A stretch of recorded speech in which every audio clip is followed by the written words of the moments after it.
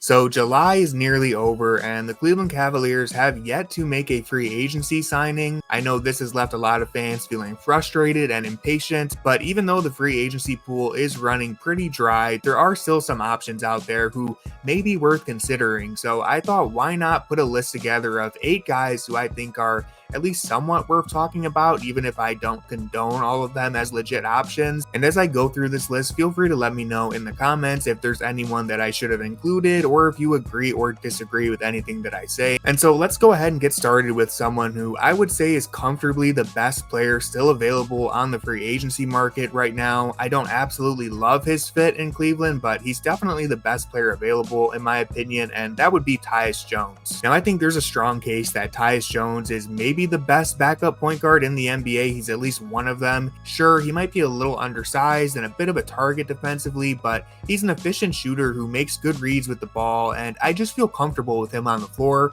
Now, the backup point guard position is one the Cavs should be looking to fill this summer, but when you're looking at their list of needs, I think the backup point guard is one of the last things that I feel they need to really patch up. Like, yeah, their depth is a little weak there and they could use another ball handler, but it's not as important to me as the other gaps in the roster, such as finding a wing or even a backup big. So to me, they need other things way more than they need a Tyus Jones. And you might think I'm crazy for saying this, but if Ty Jerome can ever be healthy, if that's a thing that exists, then I think you're probably good enough relying on Jerome and then Craig Porter Jr. to play the bulk of those guard minutes. Because really, once the playoffs start, the Cavs are presumably going to have Garland or Mitchell on the floor at all times. So the need for an additional ball handler isn't as pressing. And so while Jones would be a nice pickup, I don't think it's really that important that the Cavs go out and get him. Moving forward to a guy who certainly is a better fit on paper, but I think is just an inferior player at this stage of his career and someone who I'm just not very big on getting, but again is worth talking about,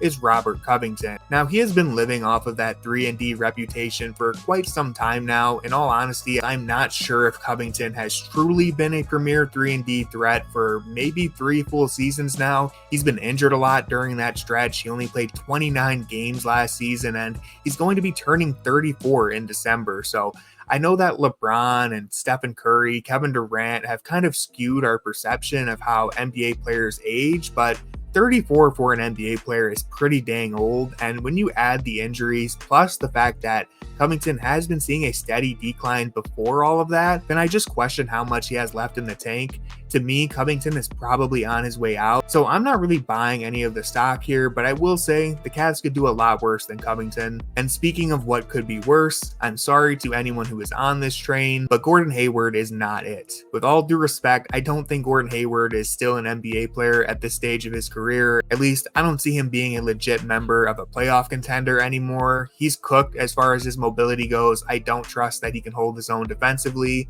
He's a good 3-point shooter, but the volume hasn't been super encouraging, and while he's not a bad playmaker, again, I just don't think Hayward is going to hold up much longer in the NBA. His stint in OKC was about as bad as it gets. He couldn't even get on the floor, and while you might be able to convince me that signing Hayward for a minimum is better than walking away with nothing this summer, I don't think Hayward is truly going to help this team, so I would just have to pass on this one. Moving to the next one, and I think we can do this one pretty quick, Luke Kennard is another guy who is interesting on paper, and he's probably better than nothing, but he doesn't really move me that much. He's a great shooter who knows how to play without the ball, but he's a negative defender and he doesn't bring much else to the table. He's also only listed at 6'5", which I don't know why, but that surprised me for some reason. I just thought Luke Kennard was a little bit taller, maybe 6'6" or 6'7", but he's basically just a slightly bigger Sam Merrill. And hey, that doesn't sound too bad to me, but it's nothing that would really move the needle. So I would take Kennard, but as with everyone else on this list,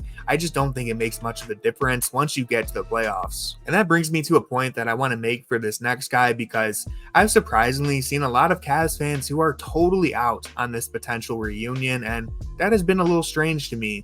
Cedi Osman is a guy who I know can be frustrating. Trust me, I have talked all about the highs and lows of Cedi Osman, but there's no doubt in my mind that he would help the Cavs throughout the regular season. Maybe he doesn't make a difference in the playoffs. He might not be a 16-game player, but Osman is certainly an 82-game player. He's durable. He plays hard even when his shot isn't falling, and he's a much better fit in Kenny Atkinson's offense than the stationary stuff we saw under JB Bickerstaff. And so when you're keeping in mind how long the regular season is, if you got Osman on a minimum deal and used him to provide some depth on the wing, then that would be a win to me. Now, before I get to the other crown jewel here and probably the second best player available, I want to quickly lump two other options together, and that would be Davis Bertans and Doug McDermott. Look, it's simple. They can both shoot the ball and they have some size. Bertans has kind of fallen off a cliff, so I would personally avoid him at all costs, but McDermott is still a sniper. He's got a legit jump shot. The problem here is he's never been able to do basically anything else, and I've said this a few times before, but the NBA has quickly moved past the three-point shot being the qualifier for becoming a rotational player.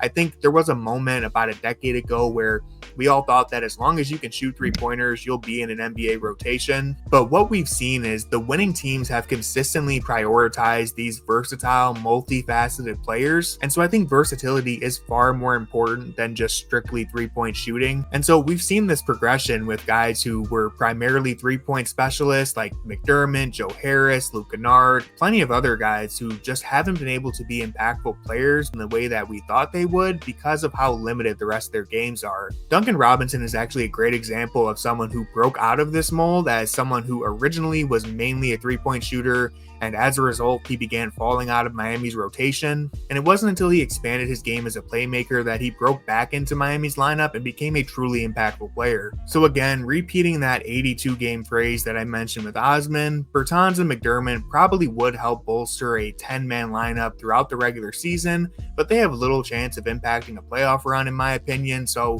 sure, I would take either one of them over walking away this summer with nothing, but I just wouldn't be super thrilled to get either one of these guys. And so moving to our last guy, and like I said, probably the second best player who is still available, Precious Achiuwa makes a ton of sense for the Cavs. The Cavs absolutely need some depth in their front court.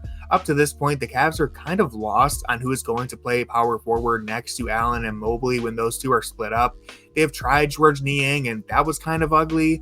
I love Dean Wade, but he's never been consistently available. And so who is going to help hold that line throughout the regular season and potentially even help in the postseason? Achiuwa is a guy who I think could actually fill that role, and I mean, he actually has potential to make an impact even in the playoffs. Now, he doesn't put them over the top by any means, and he's a bit shorter than you would hope at just 6'8", but he's athletic, he's agile, he's a coordinated forward who can rebound well and run the rims a little bit. He has played in the playoffs, and he is only 24 years old and has the physical tools to provide something for this Cavs squad. At the least, he would just generally offer the Cavs another option at the power forward position, which is a spot they don't have many options at. So like I said, this signing doesn't put them over the top, but I do think it would genuinely give them some more depth in the regular season and maybe even help them in the playoffs. So that's my list. I'll go ahead and put on the screen how I would rank the players I talked about today, and again, feel free to let me know in the comments how you would rank them. If you enjoyed today's video and you want to help the channel, all you have to do is drop a like or hit subscribe. Those two things go a long way and I really do appreciate it. And with all that being said, go Cavs.